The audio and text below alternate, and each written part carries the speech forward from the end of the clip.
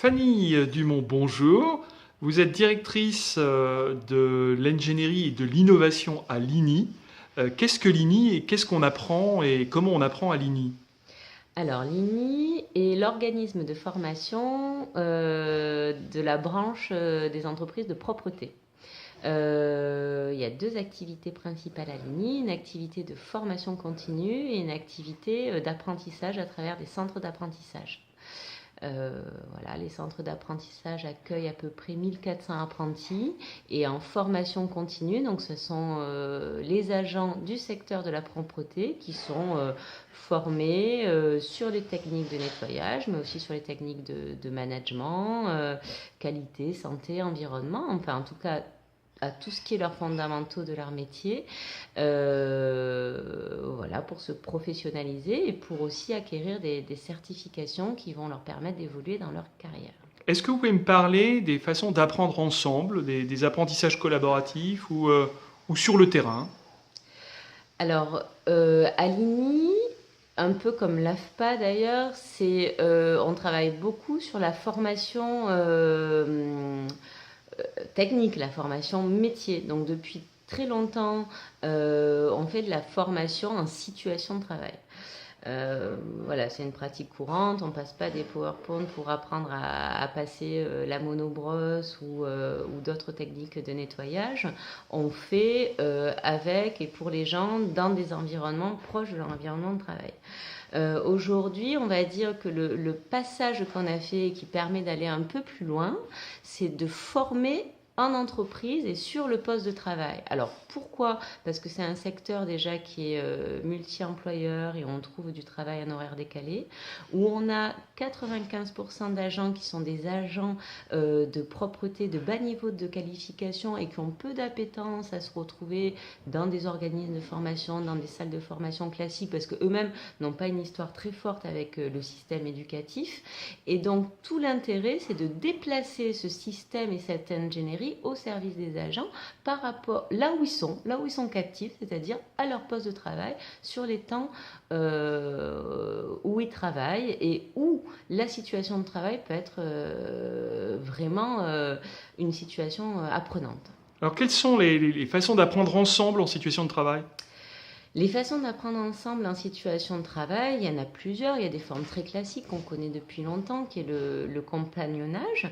Et puis, il y a toutes les formes que finalement, qui font partie maintenant du travail du manager. Le manager n'est pas seulement dans le contrôle, il doit être aussi transmetteur de consignes. Par exemple, quand voilà, il recrute de nouveaux salariés, il doit les intégrer, les accueillir, expliquer les attendus sur le poste de travail.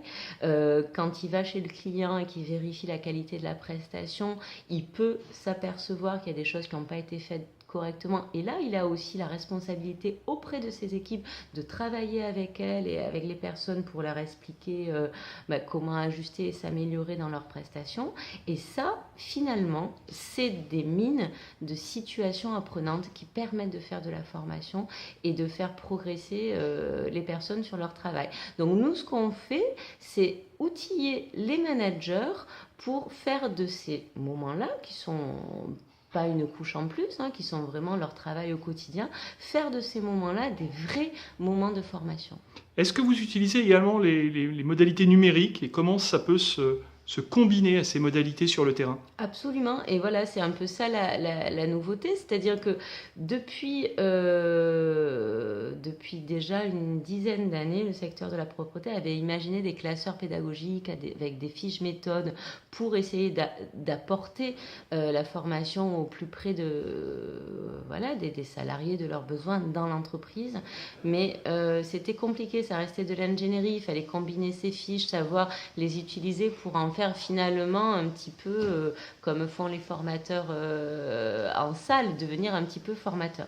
Là, ce qu'on a essayé de faire, c'est de mettre des outils très intuitifs qu'on peut utiliser tous les jours dans notre quotidien, vraiment à portée de main des managers pour faciliter leur boulot de manager dans les situations que j'ai décrites avant. Et donc, comme les managers sont la plupart du temps outillés de smartphones ou de tablettes pour faire le contrôle de leur intervention, faire du report, etc., et bien sur ces tablettes, on va placer une application qui va faciliter l'action de formation à travers des vidéos, des jeux pédagogiques, des petits exercices d'évaluation qui vont leur permettre finalement de faciliter et eux de travailler aussi sur leur attitude pour transmettre efficacement les choses au moment le plus opportun finalement. Donc ils sont équipés d'outils numériques pour enrichir les situations de travail de petits exercices pédagogiques. Absolument. Et ces outils numériques, bien sûr, on les a construits avec eux et pour eux. Donc déjà, on les a imaginés au début avec un jeu plateau qu'on avait imaginé qui était un site client et on leur a fait finalement imaginer leur parcours au cours d'une prestation de propreté. Donc qu'est-ce qu'ils faisaient, à quel moment ils allaient voir les agents, à quel moment ils débriefaient, à quel moment ils donnaient les consignes, à quel moment ils évaluaient. Et donc du coup, on a repéré ces moments clés. À partir de ce travail, on est allé sur le terrain, on a suivi plusieurs managers qui étaient bien sûr des managers complices, qui s'étaient inscrits dans le processus expérimental pour monter l'expérience avec nous. Et puis, on a testé avec eux plusieurs outils pédagogiques, des petits exercices, des films, etc. Et ça nous a permis ainsi de corriger les choses et d'aboutir à quelque chose qui est le plus intuitif et le plus facile possible pour eux et qui est là vraiment pour prolonger finalement leur geste managérial en créant une réelle situation d'apprentissage pour les uns et les autres. Et donc ce qu'on a observé, c'est vraiment un retour très positif de la part du manager, mais aussi de l'agent qui ne se sent plus contrôlé, jugé par son manager qui lui dit ça c'est pas bien fait comme ça, il faut le faire comme ça. Finalement, les petits outils pédagogiques qu'on met à disposition servent un peu de tiers et de médiation et en fait, au final, facilite la diffusion d'une culture professionnelle technique, partagée, et aussi facilite des ponts et des dialogues. C'est-à-dire qu'au-delà de je fais mal, je fais bien, on va instaurer un dialogue qui va être sur le travail réel et sur vraiment quels moyens j'ai besoin pour faire bien mon travail. Une dernière question pour terminer cet entretien. Quels seraient les conseils que vous donneriez à un formateur, un consultant, un organisme de formation qui souhaiterait mettre en place ce type d'enrichissement des situations de travail avec du numérique ? Alors, pour moi, la première chose, c'est vraiment travailler avec les professionnels et pour les professionnels. On a des grandes idées de comment le numérique peut aider les personnes. Je pense que le mieux, c'est de partir des situations des personnes et après tester avec eux les solutions qui puissent être porteuses. Donc, moi, mon conseil, ça serait vraiment de travailler comme ça avec la maîtrise d'usage. Donc, c'est l'usage avant la technique. Après, la technique, aujourd'hui, elle est à disposition, elle est facile, on peut la trouver partout.